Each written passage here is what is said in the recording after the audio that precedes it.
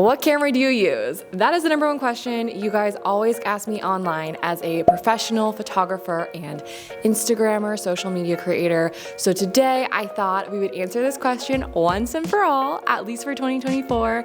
And I am going to bring out all of the gear I use across all of my shoots. We're going to go through each product and why I use it and if it might be a good fit for you. So let's dive on it. I gotta go get my gear. Okay. Clearly, this is gonna be a lot of gear we are going through.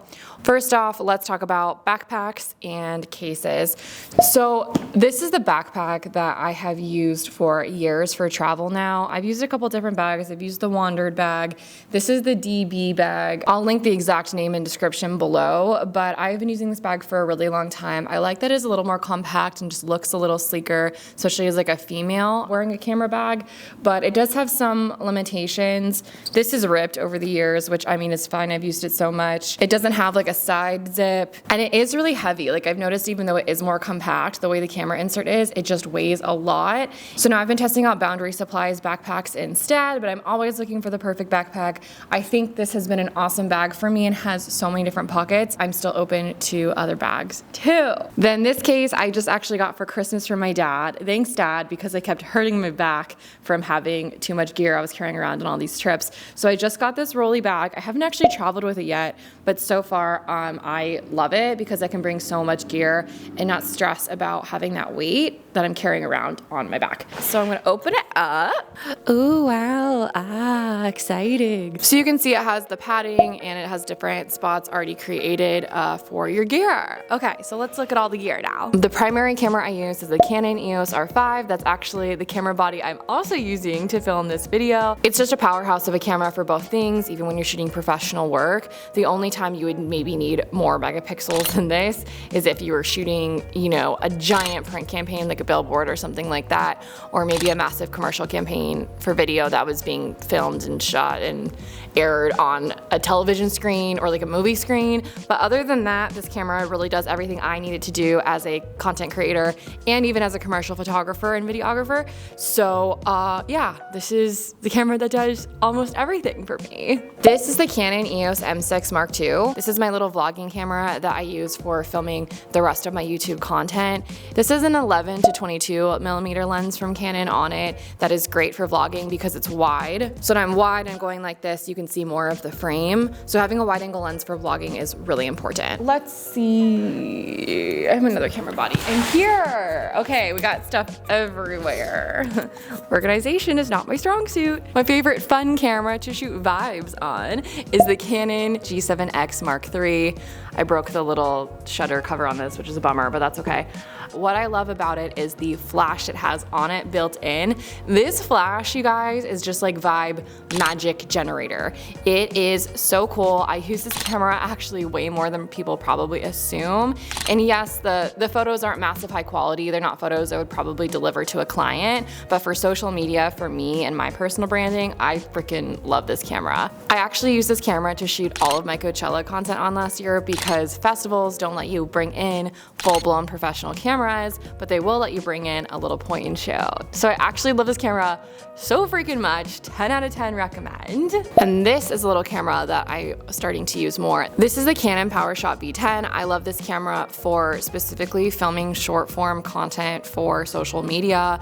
I need to use it more for actual vlogging for YouTube. I haven't yet, but what's really cool is it has this flip up screen. It's wide angle. You can set it up to like that. So that's a flip up screen, it's wide angle, and you can even set it up and you can shoot vertical video too. This is a great camera for shooting Reels or TikTok if you want your video quality to be better than your cell phone, but you want it to be easy and not go through a whole hassle of a full camera. This little guy is such a great tool that I hope people use more because I really like using it. Well, let's move. Oh wait, I do have the camera. I do have the camera, okay. And the other camera body I use is the Canon EOS R8. The R8 doesn't have quite the same specs and the abilities as the R5, but it's great for so many things. I would recommend this camera if you are looking to upgrade to a mirrorless full frame camera, because the image quality is great, but it's not as expensive as the R5. I think it's maybe half the price, maybe less. So definitely a good option, and I do bring this on trips as a backup camera body. Moving into lenses, this is the 35mm prime f1.8. I don't use a ton of prime lenses anymore just because it's a little more difficult when you're out shooting to keep switching lenses, but the 35 I love specifically for portraits and for product photography. There's just something about a f1.8 aperture that just looks so good sometimes for close-up subjects like a face or a product. How the photos turn out with an f1.8 aperture is just different than using zoom lenses, so I just love having this lens in my back pocket. So the number one lens I use the most is the Canon 24-70 f2.8 lens. Honestly, if you look at my Instagram, probably 90% of the photos you see on it is taken with this lens. Primarily, that's because it can shoot almost anything, and I can just leave it on my camera body when I'm in situations where I need to shoot really quickly. I can get close-up shots, detail shots, portraits, kind of like halfway up my body, full body shots, environmental landscape shots. I can get so much with this one lens that I leave it on my camera and I really only switch it out when I need to do something different. So if you can only afford one lens, I genuinely would only invest in the 24-70 2.8. I use this more than anything. Let's talk about this beefy boy right here. This is the Canon 28-70mm f2. This lens is actually really similar to the 24-70. I like this lens a lot though because it goes down to an f2 versus 2.8. It sounds like not a lot of difference, but when you're getting down to professional photography, it actually does look different to me. I just got this lens and I do really love it for portrait photography. I will say it is really heavy and it doesn't have stabilization inside the lens itself, so I don't use it for video. So I do like it and it's a nice to have, but I will say that the 24-70 I use more and is probably a better value. This is a 70-200 f2.8. I don't use this lens a ton for the work you see, but I do think I want to use it more, and I think it's really important for compression in images. So when you're out traveling and you want to make a mountain look as big as it really is, you're going to want to use a lens with a lot of compression like this one, or even ideally one that's at 600mm and that kind of stuff, but then you're looking at really expensive lenses. So this lens is a little more affordable than getting into the really expensive 600mm, 800mm lenses, but you're still getting a decent amount of compression. I do think this lens is underrated for editorial and fashion photography too. When you see a lot of the editorials you see in fashion magazines, they're actually usually shot on lenses like this. It just gives like a different look to the images with more compression, and sometimes it can look really high fashion. So I actually want to utilize this lens more. Honestly, I just don't bring it all the time because it is so big and heavy, but now that I have this, we're bringing everything on shoots. The only other lens you don't see here is because I'm actually filming this video on it. It is the 15-35mm f2.8. I love this lens for wide angle shots, whether you need to get a whole waterfall in a shot or you're shooting indoors, maybe in an Airbnb, and you want to get more in the image. This is the lens I use, and I use it for filming YouTube because it's helpful to get more of a scene and then I can just crop in after that. So I'm usually shooting pretty wide whenever I'm shooting video. Moving on to accessories. I'm using the DJI mic to record the audio for this video. I did a lot of research on these little wireless mics when I was starting YouTube, and I do really like this one.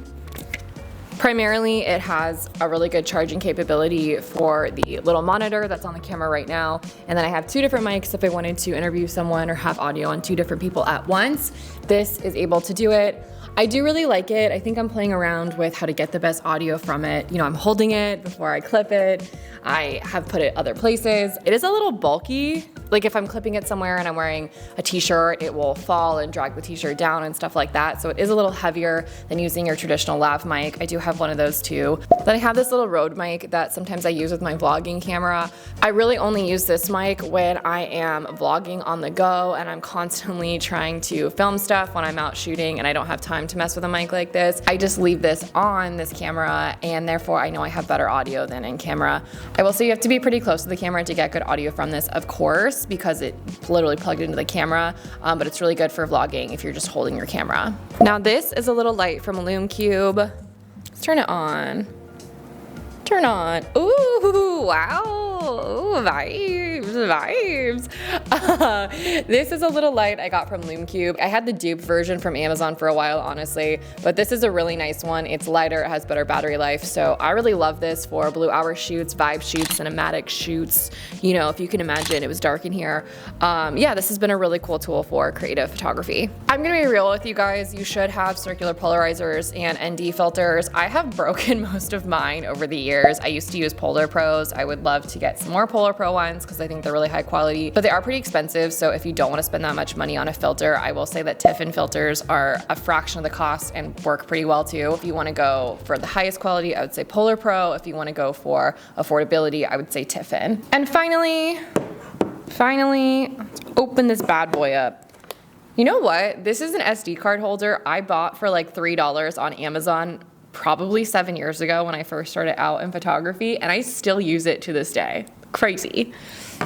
I'm missing a lot of SD cards in here right now, but you will see for SD cards, I really only use Lexar, primarily because they're really fast and high quality cards, but I just trust them to not ever lose my data or corrupt, which is really important when you're shooting big projects, especially for clients. So yeah, I only use Lexar SD cards. I didn't bring my SSDs here today, but for transferring my files or editing, I use Lexar SSDs as well for the same reasons, because they're fast and I trust them to not corrupt.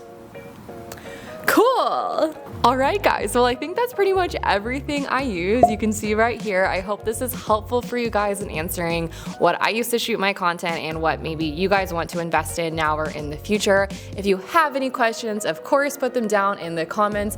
Please do not forget to subscribe. I am new to growing this channel, and it would be so helpful if you subscribe and you check back here later. Thanks for watching, and I'll see you next time.